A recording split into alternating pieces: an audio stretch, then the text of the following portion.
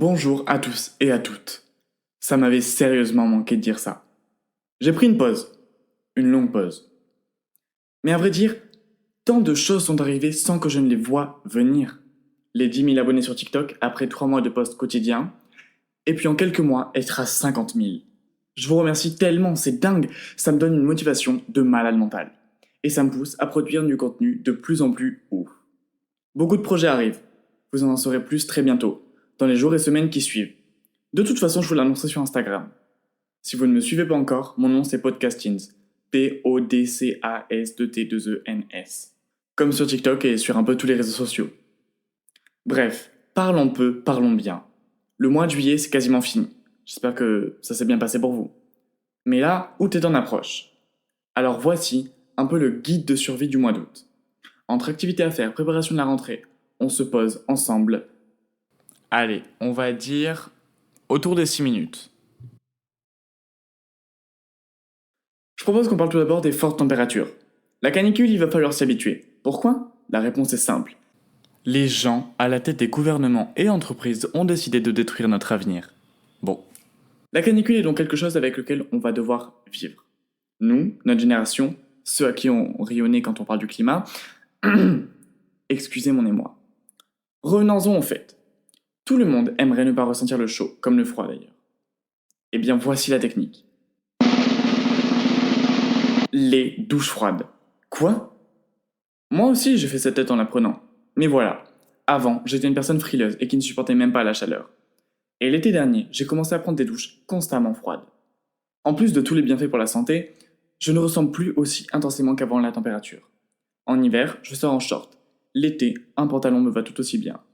J'en suis arrivé à un point où je sais qu'il fait vraiment chaud lorsque mon corps transpire. Autrement, je reste dans l'ignorance. Ça, c'était le premier conseil. Le deuxième conseil concerne votre portable. Eh bien, justement, posez-le. Enfin, attendez la fin de cet épisode au moins. Les écrans sont une addiction, je pense que nous le savons tous aujourd'hui. Mais à quel point cette addiction est néfaste? C'est ça la question. Selon une étude, une pratique excessive des écrans aurait un impact sur le stress, les troubles de l'humeur et l'hyperactivité. Pas génial en effet. D'autres études ont montré qu'un individu de notre génération passera dans sa vie plus de 34 ans devant un écran. Rendez-vous compte de combien c'est 34 ans? Assez d'années pour mener une double vie, avoir des enfants, puis partir acheter du lait avant de revenir dans votre vie principale. Et puis même, est-ce que vous vous sentez bien après avoir passé la journée entière sur votre téléphone? Le cerveau embrouillé, la fatigue constante alors que vous n'avez rien fait. Si c'est ça votre définition des vacances, s'il vous plaît, venez m'en parler pour qu'on discute parce que vous ne pouvez pas passer vos mois de repos à faire ça. Pour éviter de trop être sur son téléphone pendant les vacances, il existe différentes méthodes. La première est d'identifier la raison pour laquelle on est dessus. Souvent, le premier réflexe quand on s'ennuie, c'est de dégainer cet engin plein de circuits. Wouh! Voici les alternatives à cela. Vous pouvez apprendre à jouer à la belote. Sur téléphone, de nombreuses applications vous apprendront à jouer. Et qui sait, lors de vos futures soirées, vous pourrez peut-être apprendre à vos potes, eux aussi, à y jouer. Un autre moyen est de lire des livres sur son téléphone. Apple Books propose environ 20 livres gratuits par semaine. Et sinon, faites-les sur le site onelib.fr, one genre 1, voilà, 1lib.fr, où vous trouverez plus de 7 millions de livres gratuits. Enfin, si les livres c'est pas votre cam, vous pouvez essayer les livres audio ou bien les podcasts. Cette détox digitale vous fera le plus grand bien, parce qu'autrement, vous vous en voudrez d'avoir passé autant de temps dessus. Et voici à présent le troisième et dernier conseil. Ça fonctionne toujours par 3. Le cerveau s'y attend plus, et il se sent mieux comme ça.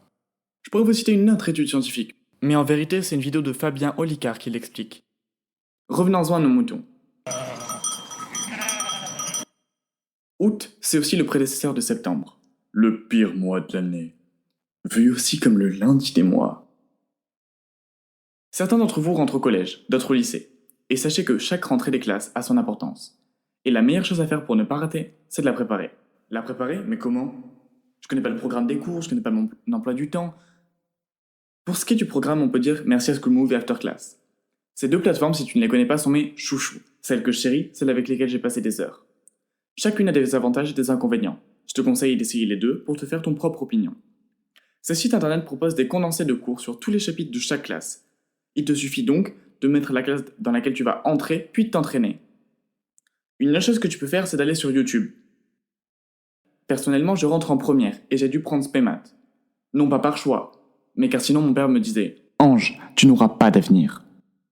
Et pour me préparer à cette spécialité, ce que j'ai décidé de faire, c'est que durant la dernière semaine d'août, je vais regarder toutes les vidéos de la playlist Première Générale d'Yvan Monca. Comme ça, j'aurai compris les chapitres avant même de les étudier en cours. Aussi, si vous avez envie de créer des petites habitudes, c'est bien de commencer de le faire en août, au lieu de le faire en septembre, pour qu'elle se perdure. On met environ 30 jours à fixer une habitude. Ma meilleure habitude a été le Miracle Morning. Si vous ne la connaissez pas, je vous invite à aller écouter l'épisode du podcast qui parle de ça. Cette habitude, je l'ai commencée un peu avant la rentrée, pour que dès que les cours commencent, dans mon cerveau, elle soit déjà forgée. Et voilà, c'était les 3 meilleures astuces pour survivre au mois d'août. N'oubliez pas de profiter, de vous amuser, de vous rapprocher des gens que vous aimez. Je vous dis à très vite pour un nouvel épisode. Bye bye!